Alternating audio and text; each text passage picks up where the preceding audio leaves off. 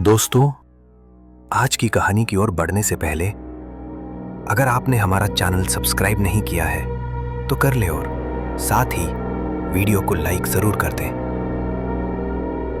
दोस्तों, शमशान एक ऐसा स्थान है जहां जिंदगी की आखिरी सांसें भी थम जाती हैं, लेकिन जो आत्मा वहां भी जिंदा रह जाए, जो चिताओं के बीच नहीं जलती बल्कि जलाती है। मेरा नाम है अर्जुन ठाकुर और राम में उस रात सिर्फ जलाने नहीं गया था, मैं वहां अपना अंत लेने गया था। और जब लौटा तो अर्जुन नहीं था। तो दोस्तों, मेरे गांव का नाम है रामपुर, जो कि झारखंड में पड़ता है, और स्थान है नीलकुंड शमशान घाट, जो सदियों से पुराना और अब बंद पड़ा हुआ।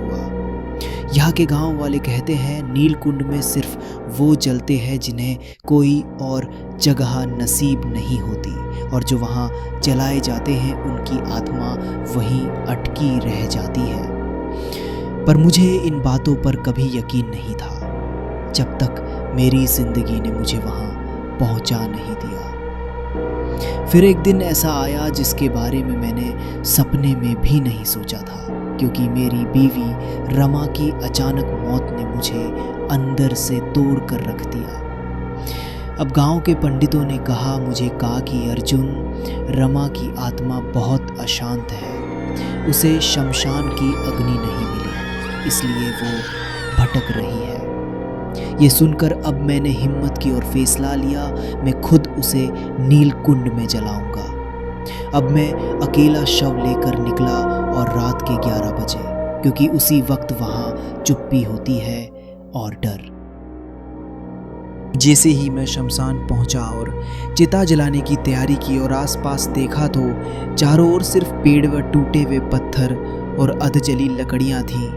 तभी अचानक पीछे से हवा का झोंका आया, लेकिन आवाज़ हवा की नहीं थी और किसी औरत की हंसी थी। तभी मैंने देखा तो रमा की लाश पल भर के लिए कांपी, जैसे किसी अदृश्य चीज़ ने उसे छुआ हो।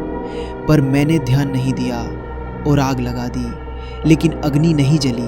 अब मैंने देखा कि रमा की लाश की आंखें खुल गईं और वो मुझे देख रही थी, लेकिन वो रमा नहीं थी, उसकी पुतलियाँ पूरी काली थीं। और उस पल मुझे पहली बार लगा कि मैं अकेला नहीं हूँ। तभी पीछे से किसी ने कहा, तू भी अब हमारा हिस्सा है अर्जुन। जब मैंने पलट कर देखा तो कोई नहीं था, लेकिन हवा भारी हो गई थी और घुप अंधेरा अब सांस लेने लगा था। अब समय रात के 12 बजे का हुआ था और मैंने देखा कि अचानक 3 चिताएं अपने आप जल उठीं, लेकिन उनमें कोई आग नहीं, कोई लकड़ी नहीं, सिर्फ राख से उठती हुई लपटें। और तभी एक औरत की आकृति उन लपटों से निकली, जिसका अध जला शरीर, आंखों से खून और लंबे बाल जिनमें राख अटकी थी। उसने मुझे देखा और बोली, रमा मेरी थी, तूने उसे जलाया, अब तेरे भीतर ही वो जलेगी। ये सुनकर मैंने भागना चाहा तो देखा अब मेरे चारों ओर अग्नि थी। तभी थोड़ी दूर एक पुराना साधु वहीं दिखा। उसने कहा, ये डायन नहीं, ये रूप कला थी, जो गांव की सबसे सुंदर लड़की, जिसे सौंदर्य के कारण लोग डायन समझ बैठे, और उसी नीलकुंड में उसे जिंदा जला दिया गया था। अब वो हर उस आत्मा को रोकती है जो उस घाट से छुटकारा पाना चाहती है। और तू अर्जुन, तू उसकी पसंद बन गया है, क्योंकि रमा की आत्मा अब उसी की दासी है।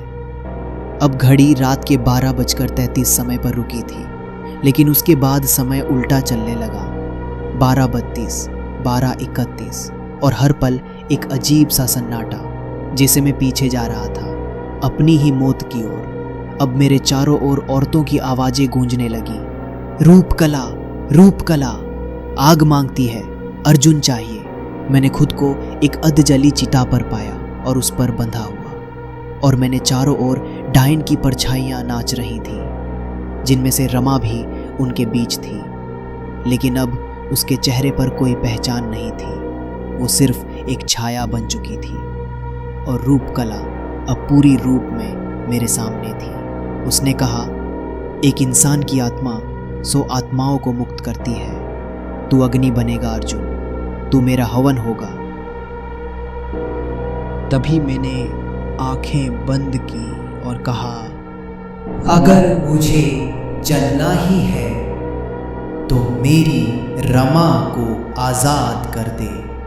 तभी रूपकला हंसी, लेकिन उसकी हंसी में दरार आ गई। मैंने देखा कि रमा का चेहरा पलटा और एक पल के लिए उसकी आंखें साफ हो गई। तभी रमा जोर से चिल्लाई, अर्जुन भागो। उसी वक्त मैंने अपनी पूरी ताकत लगाकर बंधन तोड़ा और दौड़ पड़ा, लेकिन शमशान से बाहर निकलते ही एक हाथ मेरे सीने में धंस गया और जब सुबह की पहली किरण पड़ी तो मैं उसी घाट के बाहर बेहोश पड़ा था। जब गांव वाले मेरे पास आए तो उन्होंने कहा कि तेरी आंखें लाल क्यों है अर्जुन, तू इतना चुप क्यों है? पर मैंने कुछ नहीं कहा। और अब जब मैं हर अमावस की रात गायब हो जाता हूँ तो गांव में एक और चिता जलती है बिना किसी शव के, और मैं सिर्फ चुपचाप देखता हूँ, क्योंकि अब मैं नहीं जलता, मैं जलाता हूँ। और वो शमशान अब बंद है, लेकिन उसकी राख अब भी जिंदा है। और मैं अर्जुन अब अर्जुन नहीं रहा। अब जो भी नीलकुंड की सीमा में प्रवेश करता है तो उसकी चिता उसी दिन तय हो जाती है, क्योंकि रूपकला अब अकेली नहीं है, मैं उसके साथ हूँ। तो दोस्तों, आज की कहानी में बस इतना ही। कहानी आपको पसंद आई हो तो वीडियो को लाइक शेयर ज़रूर कर दें, और मैं आपका दोस्त जल्द ही मिलूँगा एक ऐसी ही मज़ेदार कहानी के साथ। तब तक के लिए बाय एंड टेक केयर।